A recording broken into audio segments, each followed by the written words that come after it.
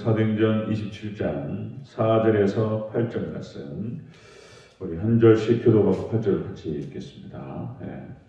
사도행전 27장 4절 제가 읽겠습니다. 또 거기서 우리가 떠나가다가 맞바람을 피하여 급으로 해안을 의지하고 항해하여 실리기아와 밤빌리아 바다를 건너 루기아의 미나시에 이르러 거기서 백부장이 이달리아로 가려 하는 알렉산드리아 배를 만나 우리를 오르게 하니 해가 서지가 여러 날 만에 32도 맞은편에 이르러 풍세가 더 허락하지 않으므로 할문의 앞을 지나 내 대한을 가라마기로 하여 함께 있습니다. 간신히 그 연안을 지나 미항이라는 곳에 이르니 라세아 시에서 가깝더라. 아멘.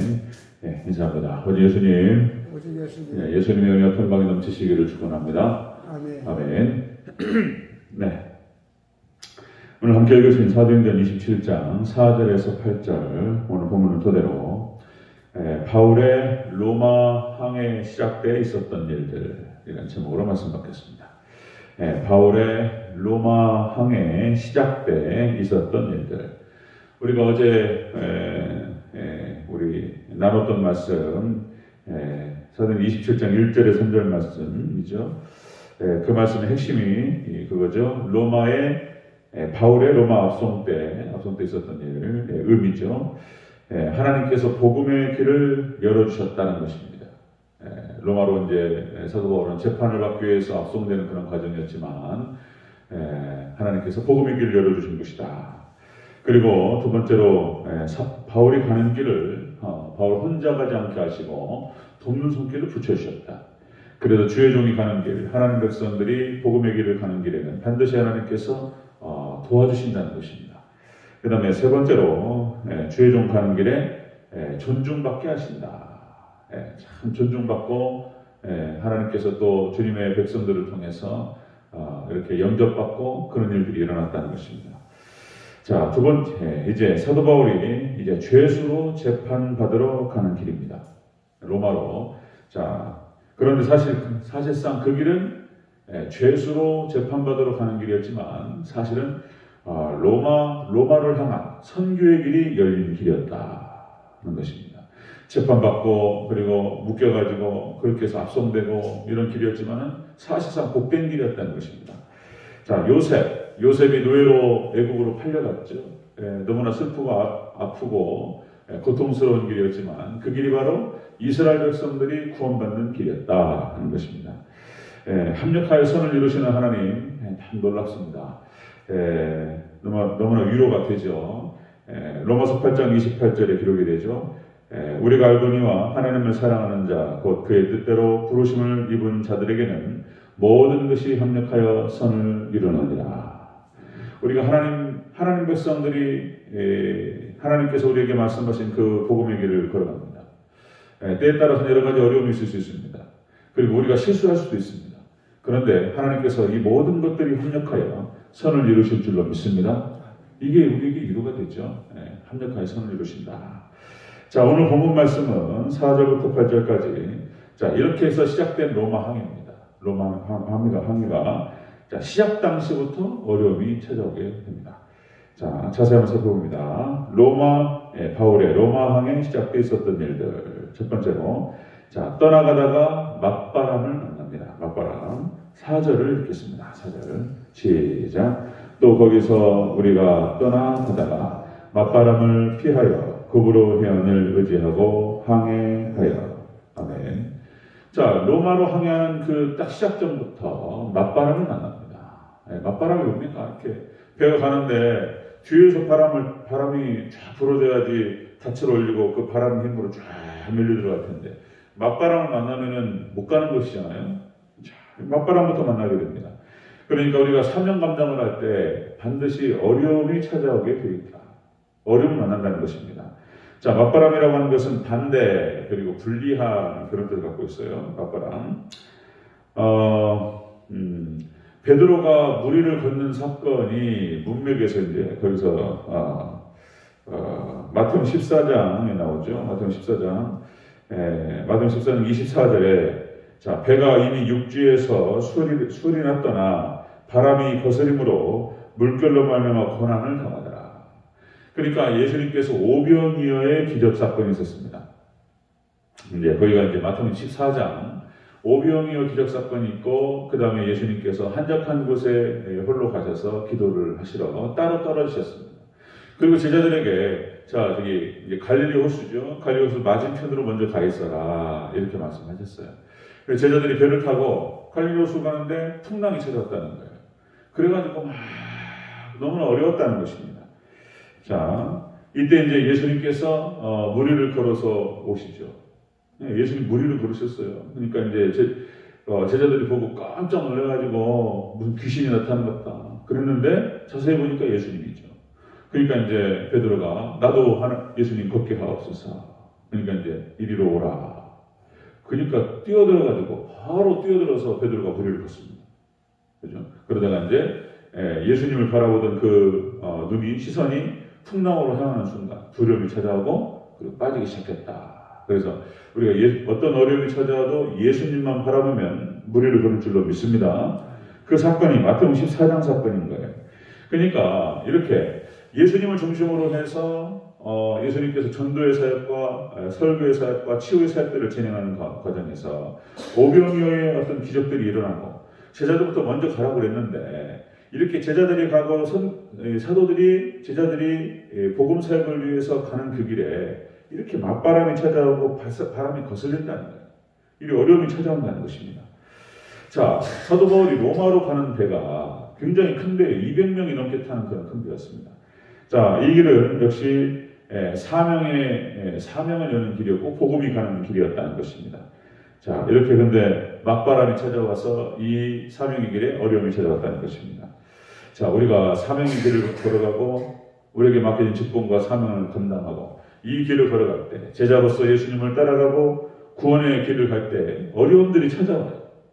어려움들이 찾아오고 환난과 저항이 따르기 마련이다. 그러니까 우리가 이렇게 제자로서 예수님을 따라가는 그 길은 영적 전투의 길입니다. 이스라엘 백성들이 가나안 땅을 들어갈 때 전쟁하면서 들어가잖아요. 하나님의 나라를 확장하는 것은 전쟁입니다. 그냥 순풍에 돛달고 막 가는 거 아니죠. 어려움이 찾아오고 뭐가 걸리고 맞바람이 오고 막 이러는 것입니다. 방해해요. 사단들이 방해합니다. 우리 대전교회가 종교 문제 들어갈 때 그냥 들어가는 것이 아니고 어려움들을 우리가 고비를 넘겨야 될 줄 압니다. 여러분들 주님만 의지하고 승리하는 저들 되시기를 축원합니다. 맞바람이 있어요. 성경에 보니까 다 그래요. 또 자, 바울의 로마 항해에 시작돼 있었던 일 첫 번째로 떠나가다가 맞바람을 만났다. 사명 감당할 때 어려움을 만나게 된 것을 볼 수 있습니다. 자, 두 번째 보면요.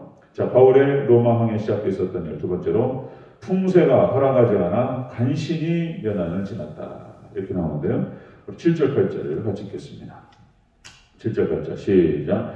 배가 더디 가 여러 날 만에 간신히 미도 맞은편에 이르러 풍세가 더 허락하지 아니하므로 살몬의 앞을 지나 그레데 해안을 바람나기로 항해하여 간신히 그 연안을 지나 미양이라는 곳에 이르니 라세아 시에서 가깝더라. 아멘. 풍세가 허락하지 않았다. 바람이 허락하지 않았습니다. 맞바람이 불고 그 배는 순항하지 못했습니다. 자, 풍세가 허락하지 않아서 간신히 연안을 지나서 그렇게 해서 미양이라는 곳에 이르렀다. 이렇게 나타나죠. 여기서 간신이라고 하는 표현이 겨우겨우 그런 뜻입니다. 어렵게, 겨우겨우, 어렵게 그런 뜻입니다. 자, 이렇게 해서 겨우겨우 풍세가 허락하지 않았고 맞바람이 불었고 그래서 겨우겨우 어렵게 위기를 모면했어요. 그런데 이제 표현이 그런데 간신히 겨우 위기를 모면했다라고 이렇게 얘기할 수 있는데 자, 이렇게 위기를 모면케 할 수 있도록 이건 또 다른 편에서 봤을 때는 하나님께서 보호하신 줄로 믿습니다. 그러니 이렇게 보면은 위기인데 또 반대로 보면은 또 하나님께서 그 위기 가운데에서 지켜주시는 그 보호가 나타난단 말이죠. 자, 믿음의 선진들의 모습을 보면 우리가 위로를 받아요. 위로를 받는데 아브라함의 삶도 마찬가지로 하나님께서 얼마나 아브라함을 지키시고 보호하셨는지 인생이 막 어렵고 파도를 치죠. 그 아브라함도 애굽에 갔을 때 하나님께서 애굽에서 사라를 지켜주지 않았더라면, 그죠?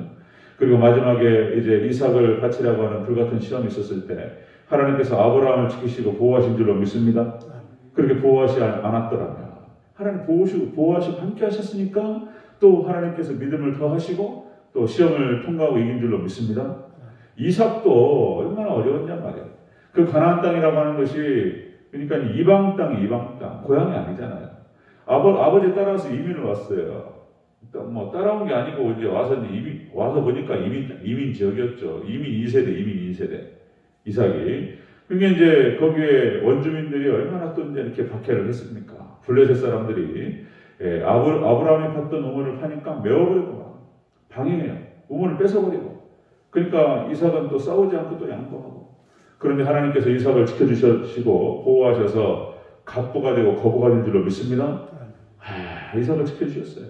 야곱을 또 보호하신 거 보면은 마찬가지입니다. 야곱 보호하신 거. 에서로부터 보호하시고, 바단 아람에서 라반으로부터 보호하시고, 그리고 또 어딥니까? 세겜에서 보호하시고, 애굽으로 이주할 때 하나님께서 또 야곱의 일족을 보호하신 줄로 믿습니다.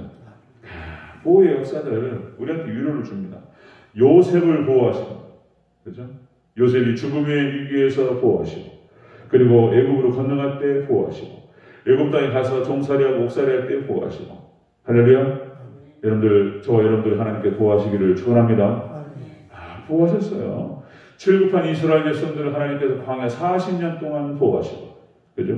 모세를 보호하시고, 하나님께 모세를 불러서 하나님께서 사명을 주실 때 얼마나 그 어려운 사명이냔 말이죠. 200만 명이 넘는 사람들을 끄집어내와야 되는데 그거 모세가 무슨 일로 하냔 말이죠. 그러니까 여러 가지 위기들과 어려움들이 모세에게 찾아오는데 하나님께서 그때마다 모세를 보호하신 줄로 믿습니다. 모세를 보호하시고 다윗을 보호하시고, 그죠? 다윗은 또 얼마나 어려움이 많았냔 말이야. 위기 때마다 하나님께서 보호의 손길을 보내주시고 인도하시고 하나님의 은혜로 이렇게 딱 싸매버리시잖아요. 하나님께서 그런 것들. 다시 한번 또요, 여러분들 하나님의 보호하심이 있으시기를 주 여러분 축원합니다. 하나님 보호하셨다.